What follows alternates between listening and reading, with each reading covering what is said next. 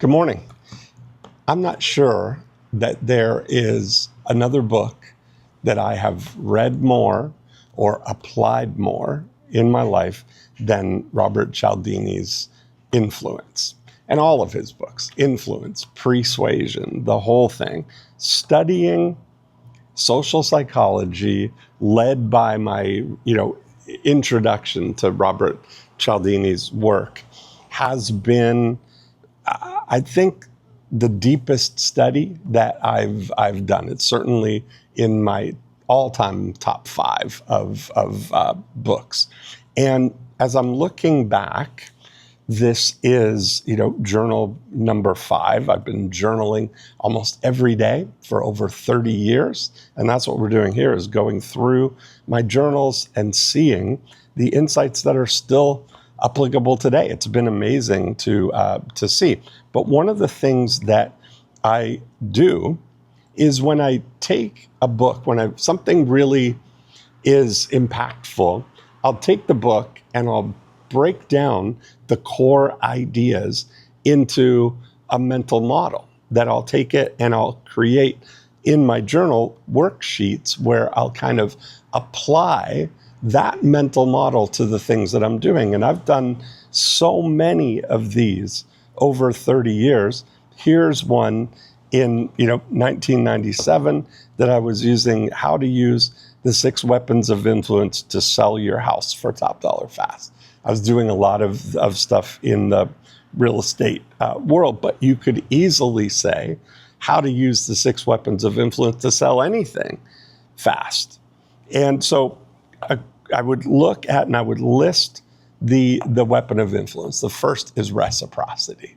And that means that this sense that we have among other humans that if they do us a favor, we owe them a favor. If you buy something for me, I owe you something. If you do a favor, I owe you a favor. And you can trigger these because all of them elicit what Robert Cialdini calls a click-whir response, that you hear this sound and immediately you are automatically activated into whatever your role in this in these social psychology frameworks here. So how I would look through and I would say, how can we use reciprocation? It always means leading. You go first. It's almost the best thing. Joe Polish has a little book called Life Gives to the Giver.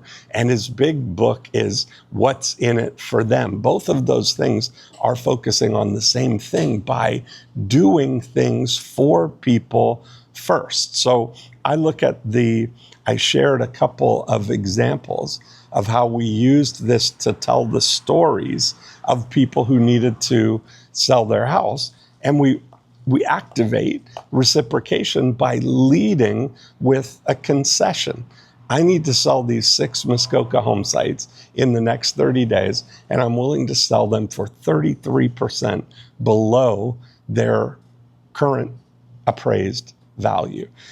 We're leading. I'm going first. I'm willing to give you 33% off of the actual value. That is an encouragement for people to now want to see if this is something that's for them. Liking is the second weapon of influence. And that means that we tend to do things, we tend to be more influenced by people that we like. And that's where the more you can tell people or reflect who you really are, or do it in a human way, in a connecting kind of way, you're so far ahead. That's why we always start those ads.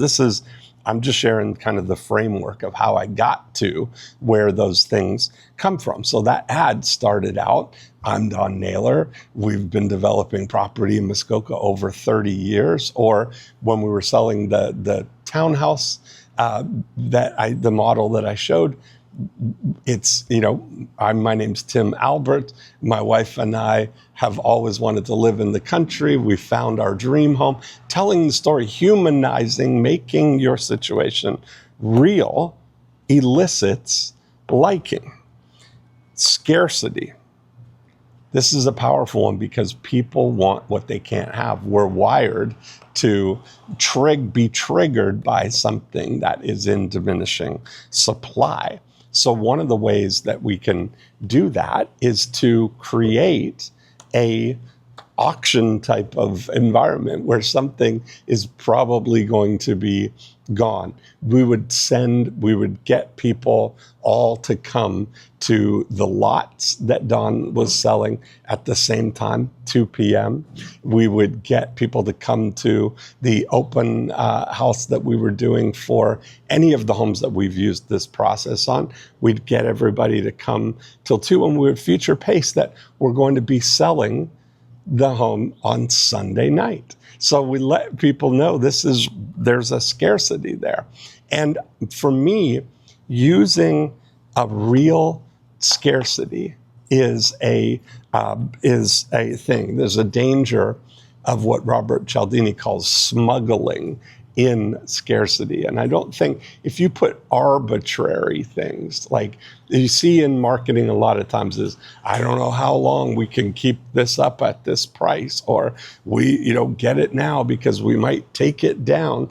But the arbitrary things they're smuggling in scarcity. They're not real. There's a difference between, I might take this down, I might change my mind, I might not offer you this best price if you don't take action now, trying to scare people into scarcity.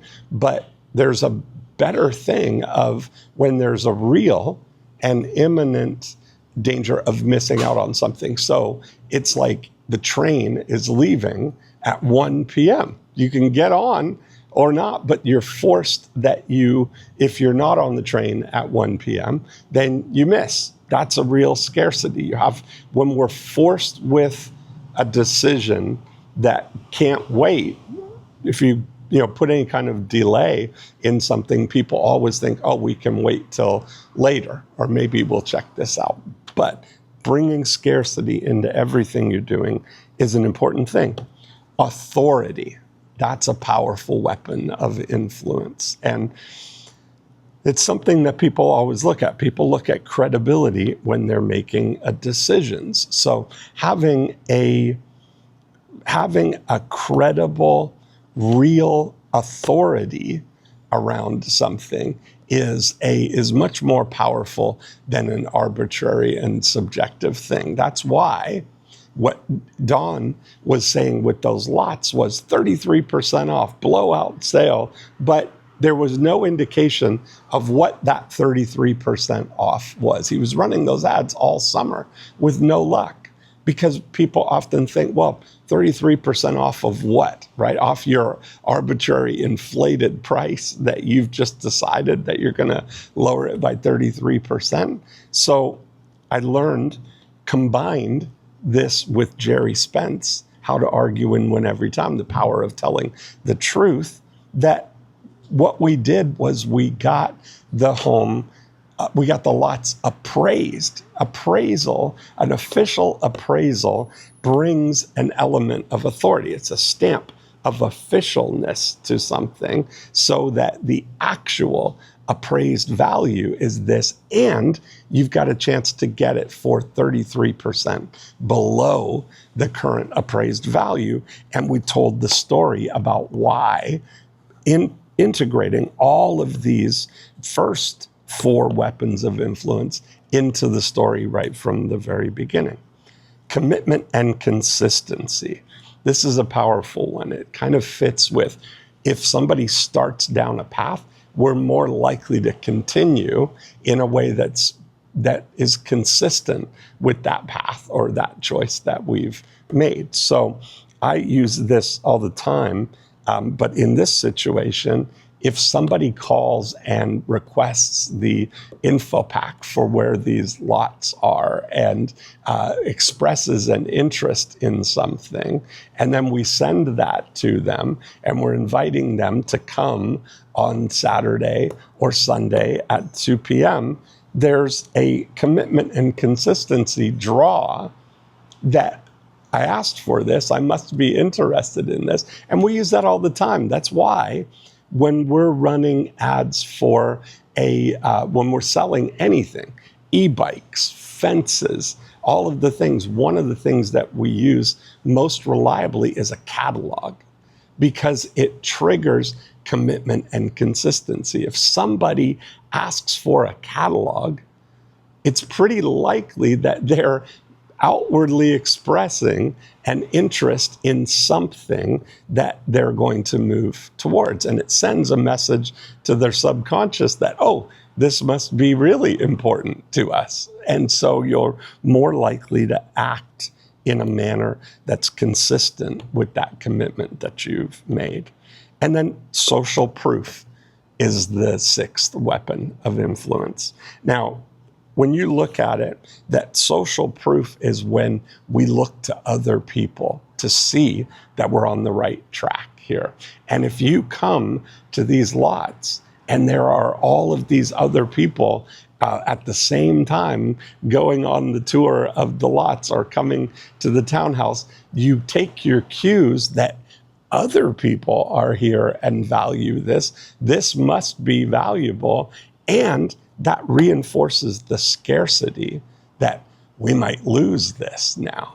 Now you've got this perfect storm of influence that you completely engineered by processing it, thinking it through in your journal, on the page, and applying it to whatever you're selling. This is going to be a big influence. So I can't recommend Robert Cialdini's books, Influence and Persuasion, as a foundation for you.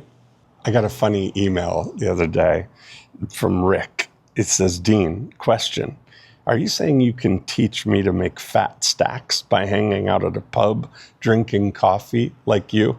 And I laughed to myself because I was thinking, yes, I can do that. That's what I do. Is the funny thing, what I really realized is that every idea that I've had, every dollar that I've made over the last 30 years has gone through my brain, through my pen, onto a piece of paper in my journal before it went out into the real world.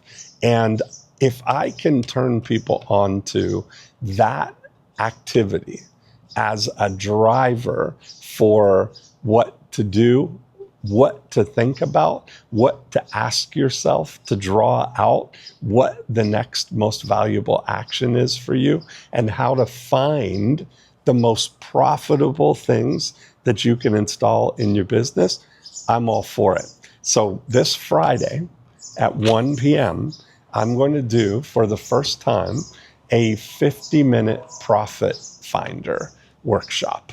And you're going to join me live on Zoom, and we're going to go through a 50-minute exercise. Bring your pen, bring a notebook or piece of paper, and I'm going to guide you through a thinking process that will help you identify where the lowest hanging fruit is in your business, and maybe some fruit that you didn't even know was there, but I'm going to show you where to look for it. So it's free. It's for you. It's Friday at 1 p.m. this Friday. Just watch, go to, what did we call the website, Josh? 50-minute profit finder. Just go to 50minuteprofitfinder.com and I'll get you all the details, and hopefully you can join us then Friday, 1 p.m.